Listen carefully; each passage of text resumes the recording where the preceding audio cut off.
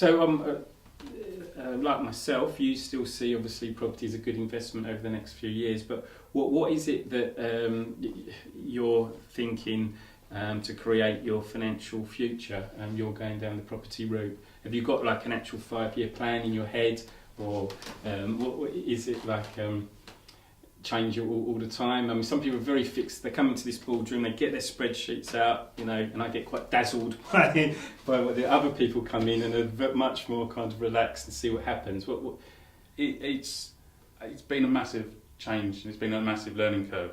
So I started looking at investing in properties at the beginning of last year, and then taxation changes, speaking to different investors or different experts in the industry.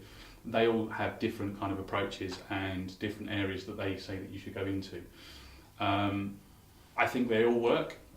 You can't actually get any return on your money in the bank at the moment, so the property is on the rise. It may not always be that case, but even if you just put money into a property today, in 1 year's time as the property is already going up, you're going to make that percentage back just in the value of the property, let alone any money that you would have got from the rentals.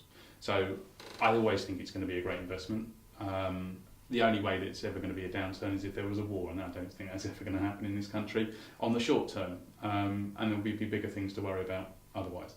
So it's always going to be a good investment, and it's only going to be a positive thing. I did start off with a 6-month plan and a 1-year plan, and then over the times of changing, so putting it into a company, I had to revise that plan because it's now not in my own name. The 1-year plan was to buy more properties, but because I put it into a company, that slowed everything down, so that's now extended to a 1.5-year plan.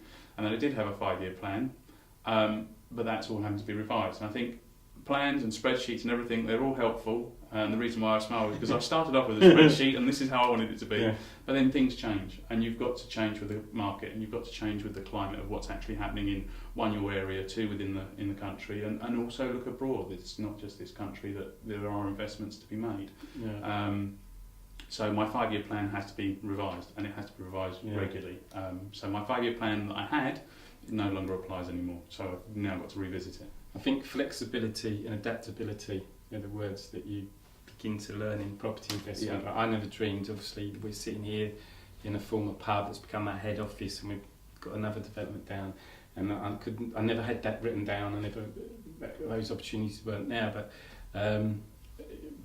what we were talking about, commercial mortgages, like Shawbrook actually lent us the money to purchase this, and if I just looked at the interest rate Shawbrook charged, I would never take a mortgage from them.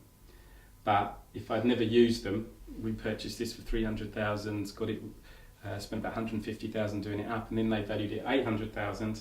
Suddenly that couple of percentage interest rate, which might put me off when I started, suddenly created obviously a lot more income for myself. And then of course we've now moved on to a second pub using their methods. So it's very, very important that you don't lose sight of the big objectives and let little things in hindsight slow you down.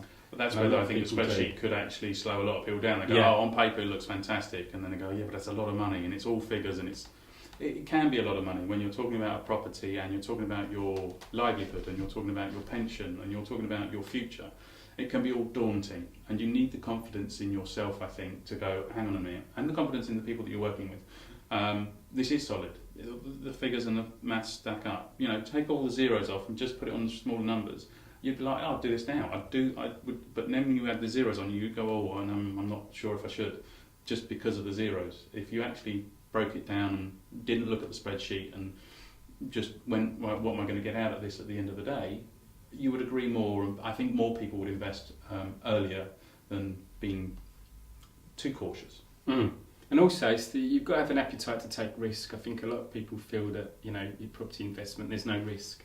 There's always a risk. If you don't take a risk, then obviously you don't get the benefits of that risk potential coming through on the investment side. So that's something, again, that I learned. I was a bit of a risk taker, but you like to feel you're taking calculated risks. The longer you're in the industry, I think you just get better at your decision making, better at working out, calculating how much of a risk you're taking.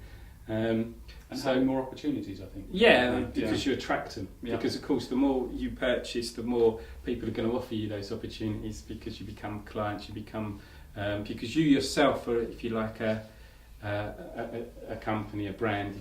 So the more you purchase off of somebody, the more they're going to obviously phone you up before other people. So yeah, no, there's lots of lessons that you've heard for it.